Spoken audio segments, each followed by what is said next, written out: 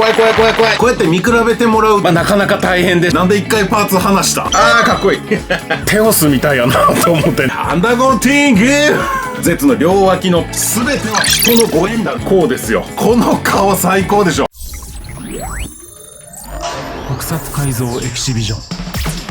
さあこんにちは、パウチでございます。今日も改造していきますよ。で、今回のターゲットはね、最近ノクスドライバーっていうのが出たでしょ。ザクザクして白くて回るやつで、そうなると心配なのがナイトインボーカーバックルの今後の行方というか運用というか、あれどうすんのかな。あの白いあれかっこよかったよね。もう使わないのかな、他の人が使う。いやなんか僕あれねすごい残念でね、ちょっと流行ない、持ってないくせにめっちゃ好きなんですよあれ。だからナイトインボーカーバックルっぽいものを作ろうかなと思ってるんです。手法としてはこんな感じでベルトに貼り付ける何かを組み立てていくって感じですかね。ちなみにこの動画まだ見てない人ぜひ見てください。サムネがすごく気に入ってます。草加くんの夢の世界を表すっていうのでね、草加くんとマリちゃんが並んでるんですけど、その遠く後ろからゼッツがその状況を見てるというね、非常に劇的なサムネなんですけど、あんまりウケなかったよな。悲しい。まあ行きましょうか。チャンネル登録とグッドボタン、そしてハイプお願いします。ワンです。さあ2025年最後の改造いってみましょう。今回はかっこいいのができる予感。途中で今年1年の振り返りも入ってますんで、最後まで見てねー。よし、じゃあ始めていきましょうか。ほんで今回使うのがメインアイテムバーン。これレジェンドライダーシリーズのアギトかな。簡単になってるやつ、当時のやつじゃないやつね。だからちょっとちっちゃいのか。でこれのここ金色のこれがね、ナイトインボーカーバックルっぽいなと思ったんですよ。ただこうやって見比べてもらうともう原理がそもそも違うんだけどね。これはキュッキュッっていく感じでしょ。ナイトインボーカーはキュッギュインっていく感じなんですよ。で違うんだけど、なんとなくのイメージでごまかせんじゃないかなっていうのでね、これやっていきます。だからどうなんやろな、これレジェンドライダーシリーズのアギトも入ってくんのかな。ちょっとその辺の判断は皆さんに任せます。とにかく作りたいと思ったから作るっていう感じでやっていきます。よろしくお願いします。Tokusatsu Kaizo Exhibition。で、ここのパーツ、これもともとこうなってたんですけど、外しましたと。簡単に外れるのでね。で、この真ん中のパーツも外しまして、これも外したいところなんですけど、これ残念ながら一体成形なんですよね。これだけ上からガチャコーンってはめたわけじゃないんですよ。だから、ここはもうね、切り離さないとダメなんですね。ということで、アンダーゴンティングいくか。これ大変やな、多分な。でも結構柔らかめのプラスチックやったので、それなりにスイスイ進んだんですけど、いかんせん範囲が広いのでね、なかなか大変でした。ちなみにこれは12倍速で進んでます。怖い。ちょっとここ響いた。ギヤー。しゃあないね。はい、やっと1個取れました。もう1個も同じ感じで取って、はい、2つできました。時間かかったね。地味に時間かかった。さあ、それでこれを配置していくんだけれども、手法としてはカイザの時と一緒です。こういう風にレジンで複製した Z の両脇のパーツね、これとこれをガチャンとはめて、しかもナイトインボーカーバックルはこの辺にスイッチがあって、これやったっけ？そう、これね。これを押せないとダメなんですよね。これは別に、この間の動画のニューガンダムのランナーね。これを使っても多分いいでしょう。くっつけてみよう。ここかな。 Z ドライバーに被せた時にボタンを押せればいいから、こんなんでもなんかピュッと出てれば押せるでしょうっていう適当な感じでやってます。はい、こんな感じで簡単につけただけですけども。大丈夫でしたね。そうか。ほんまに大丈夫なんや。こんな簡単なやつで。ありがとうございます。なんか、すいません。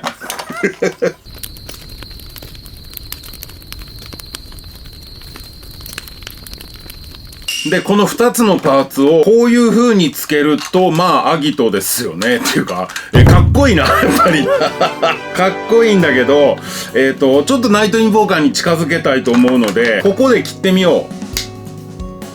まずこれをここに当てて、こういう感じ？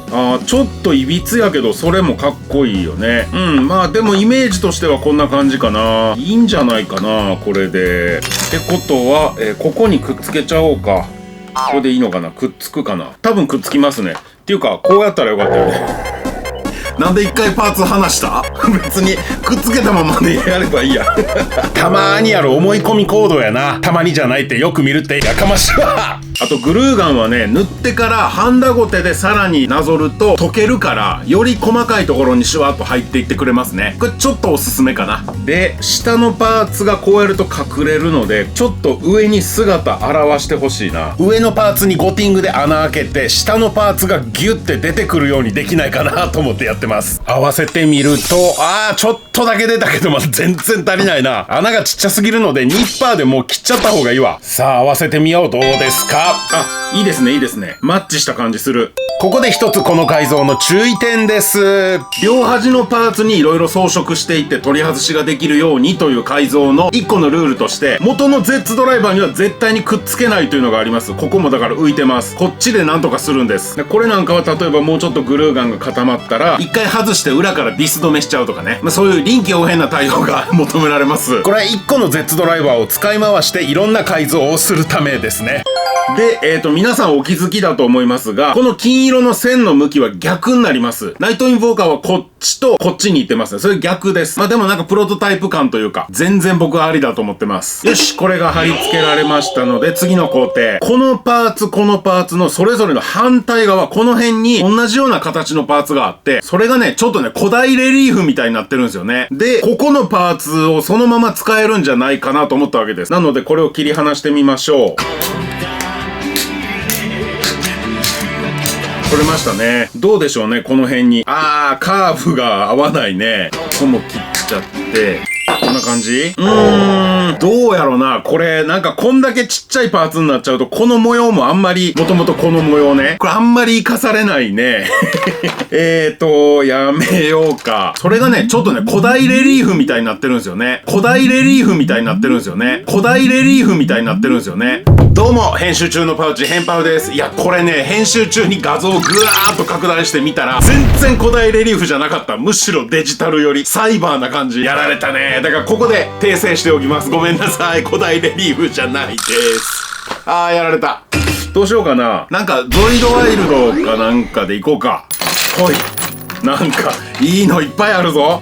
いろいろ使えそう。で、それなりのカーブを描いてるものといえば、これはなんかの改造に使ってたやつやな。サブチャンネルでちょっとやってたでっかい釜かな。でも逆になるのね。そっかそっか。じゃあこれなし。これはこれもかっこいいねんけどな。逆になるな。でもこういうのでもいいかも。かっこいいかもしれん。こっちでイメージしたけど、こっちならかっこいいかもね。あとね、このワニの口パーツっていうのもあるんですよ。これをさ、かっこいい。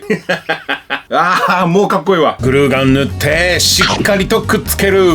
これなんか左右で違うのにしたいですね。てかこっちはこれでいこうか。当然グルーガンでくっつけていきます。はい、今のところこんな感じです。かっこええな。どうも、編集中のパウチ、ヘンパウです。さあ、こっからちょっとね、今年1年を振り返りたいと思います。軽くね、去年の段階で YouTube 以外の外の活動をやっていきたいなと思ったんです。で、うちの運営スタッフと話して、あと僕のクリエイターの先輩にも相談して、じゃあワークショップをやってみようっていうことになったんですね。で、どんなワークショップかな？絵描く？色塗り？アクセサリー？革細工？いや、違うな、しっくりこないなっていうので、普段僕改造ででっかい武器いっぱい作ってるでしょ。で、コメント欄なんかでもね、何人か武器屋って呼んでくれてる人もいたので、武器作りやってみるかっていうので、もう本当に世の中に武器作りワークショップっていうのがないから、どっかでやってらっしゃる先輩はいらっしゃるかもしれないんだけど、僕ちょっと存じ上げないので、もう全部一からね、手探りだったんですよ。っていうのでワークショップを始めて、最初はもう斧作りなら斧、剣作りなら剣、鎌作りなら鎌っていうので4月から始めていったんですね、徐々にね。月1、月2ぐらいで、いろいろ試行錯誤しながらやっていって、そしたらそれをやりたいって言ってくださるお客様、ワンネスたちとか、通りすがりの方とか、興味持ってくださってね、いろいろ僕のワークショップ参加してくださって、そこでもたくさん学びを吸収して、もっとこうじゃないとダメだな、これはこうして正解だったなとかね、いろいろ本当に学びが多かったんです。で、やっていくうちに11月かな、この方法でやれば作りたい武器大体全部いけるやんっていうのを発見したんですよ。それでなんとか今年中にね、自分なりのワークショップっていうのが確立したなと。第一段階かもしれないよ。今後来年からもっともっと進化していくとは思うんだけど、一ついいワークショップができるようになったなっていう、そこの満足感はありますね。これ本当に参加してくださった皆さんのおかげです。ありがとうございます。皆さんが作ってる様を見て、なるほどなるほど、でも本当に学びが多かったから今年は。それだけ真剣に向き合ったからこその熱意をぶつけて、その跳ね返り味で学びが返ってきてくれたと思ってるんです。そしてもう一つ武器ガチャね。外の活動のもう一つの柱として武器ワークショップと武器ガチャこの2本柱でやってますから、某秘密結社の入会の儀式みたいですね。2本柱立ててね、それはいいんですけど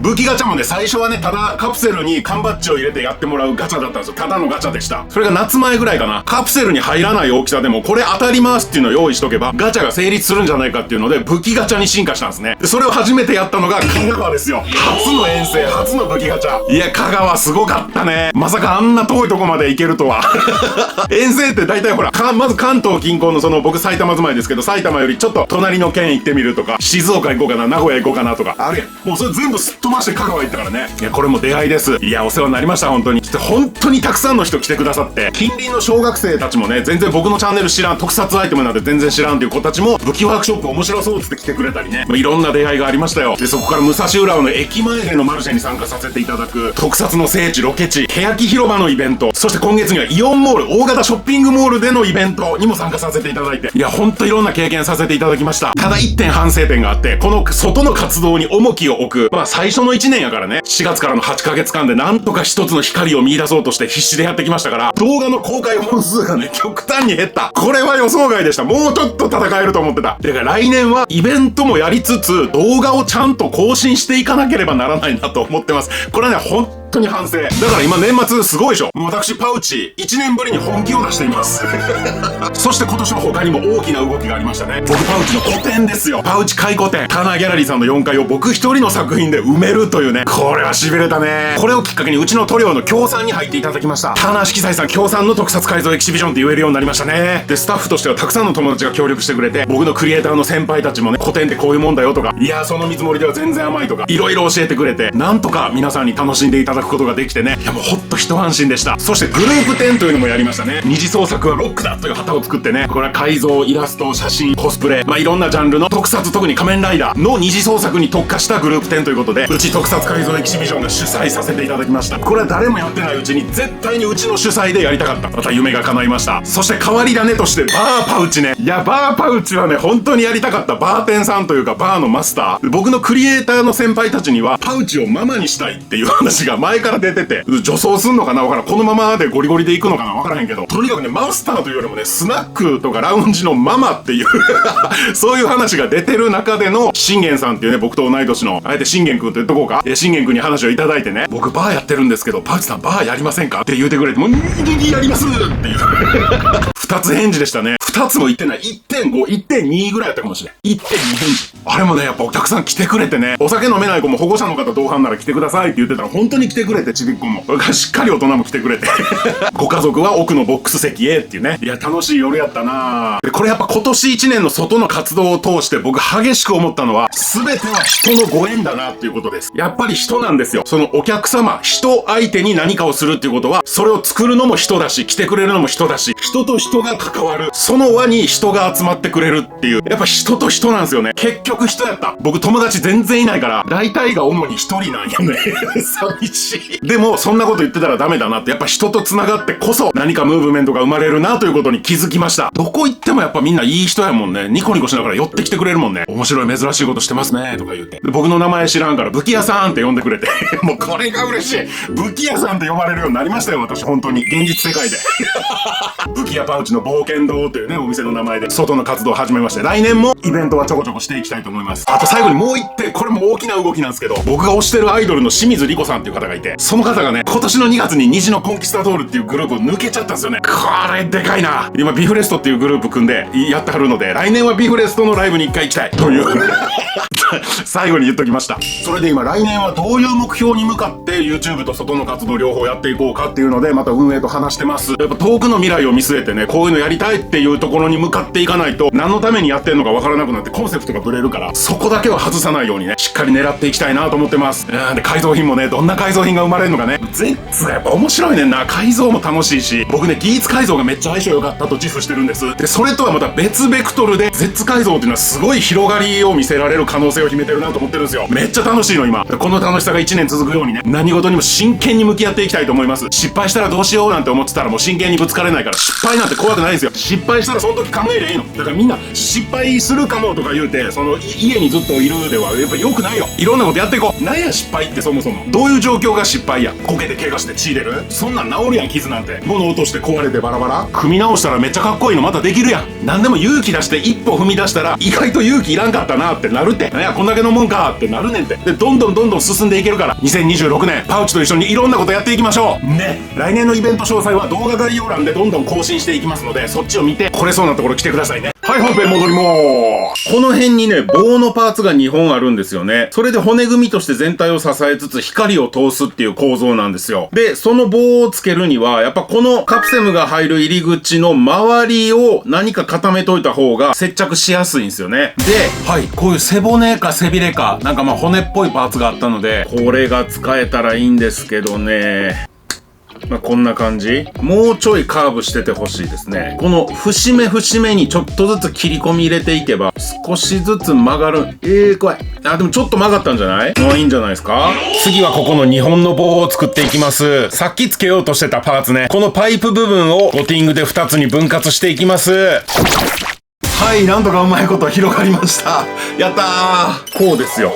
いいんじゃない？これもさっき使おうかなって言ってた恐竜の口、貼り付けやすいようにハンダゴティングで調整して、いろいろ貼り付けていきます。というところでメインカメラが落ちたので、塗装ブース行きましょう。まずは全体を白くしていきます。もう全部一旦白にします。真っ白。だからこれね、オルタリングのパーツ使ってて白いでしょ？テオスみたいやなと思って塗ってますね。で、テオスのこと考えながら塗ってると、本来光を通さないといけないとこまで白く塗っちゃったんですよね。本当に全部真っ白になっちゃったから、光を通すところだけエアブラシを洗う時に使うツールウォッシュっていう液体でブワーっと色を落としました。これでなかったことになりましたね。で、次にオルタリングのパーツ、スターブライトゴールドを吹きます。白とのコントラストがいいですね。で、ゴールドの部分と対になる感じでスターブライトシルバー吹きます。ライトインボーカーにはシルバー入ってないんだけどね、ここはオリジナルです。で、最後はシャバシャバに薄めた黒で艶出しと味出し、いつも通りですね。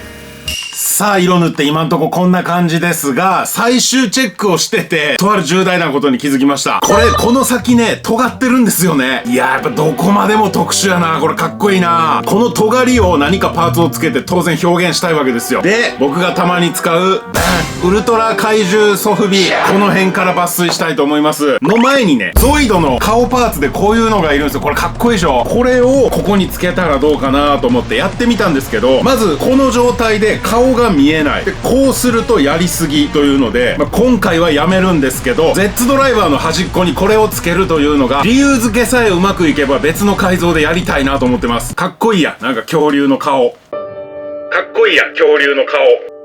かっこいいや、恐竜の顔。かっこいいや、恐竜の顔。もうアホでしょ。中二病すぎるでしょ。かっこええやん、恐竜の顔って。こんなアホ発言ないぞ。でもかっこいいのよ。わかるよね、わかるよね。はい、というわけで、まずこいつ。この顔最高でしょ。これを使いたいと思います。この強烈な目玉がね、印象的なんですよね。えい。でーん。いいんじゃないですか、いいんじゃないですか。じゃあグルーガンで止めちゃおう。で、こっちのちょっと短めのやつ。このカニの爪か、羊の角か、どっちかなんだけど、一つ目玉つながりで羊の角にしようか。よし、じゃあこっちも同じ感じで。まあ、長い方はこうかな。じゃあこっちはカニの爪にしようか。はい、できました。じゃあこれを白く塗って、はいかなりいい感じでしょ。やっぱカラーリングが揃うとギュッと一体感出るよね。完成でーす。やったー。年内最後の改造うまくいきました。いや、かなりいいぞこれ。よし、それでね、実はカプセムも作っときました。バーンイレイスカプセム。これいいでしょ。通常のカプセムしかなくて、イレイス型の形が違うカプセム1個もなかったので自分で作りました。これ隆起のカニさんにちょっと犠牲になってもらいまして、この僕の大好きなぼっこりジペットスレッドぼっこりね、これを2つつけてます。かなりいいでしょう。これ多分ね、本家よりいいんちゃうかなと思ってんねんけど、みんなどう？いや、これがね、大きさもベストマッチなんですよ。これおすすめです。ギューン。じゃあはめてみましょうか。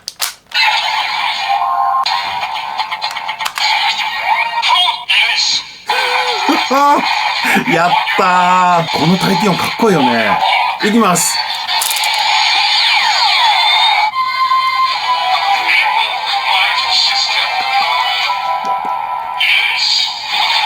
いやー、できましたね。